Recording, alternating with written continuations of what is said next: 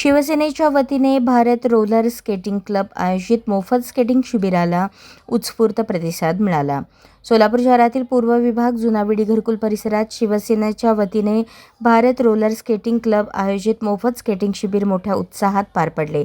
या उपक्रमामुळे परिसरातील लहान मुलामुलींमध्ये क्रीडाविषयी आकर्षण निर्माण झाले असून शेकडो विद्यार्थ्यांनी शिबिरात सहभाग नोंदवला.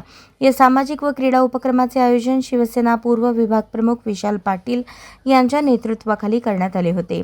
कार्यक्रमात शिवसेना नेते अर्जुनदादा सलगर, शिवसेना कामगार सेना अध्यक्ष साहेबण्णा तेगेळी, युवा नेते झिहान बागवान तसेच शिवसेना युवा नेते राजकुमार हिबारे यांची उपस्थिती लाभली.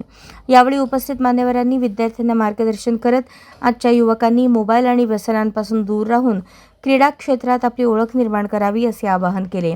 तसेच शिवसेना पक्ष नेहमीच युवकांच्या पाठीशी उभा असून सामाजिक, शैक्षणिक व क्रीडा क्षेत्रात अशा विधायक उपक्रमांचे आयोजन करत असल्याचे सांगितले.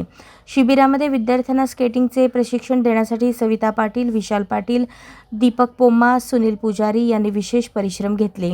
स्पर्धेत विजयी विद्यार्थ्यांचे मान्यवरांच्या हस्ते अभिनंदन करण्यात आले. स्पर्धेतील विजेते याप्रमाणे: प्रथम सुयश मादगुर्डा, द्वितीय प्रणिको शरणार्थी, तृतीय प्रणव शरणार्थी. मुलांचा गट प्रथम गौतम कणकी, द्वितीय समर्थ दुर्गम, तृतीय भवन बेनकणकी. मुलींचा गट प्रथम स्वरा माळी, द्वितीय भाग्यश्री बोरामणी, तृतीय सान्वी उबरे. अन्य गट प्रथम वीरा कणकी, द्वितीय संध्या पुजारी, तृतीय अनन्या बोम्मा.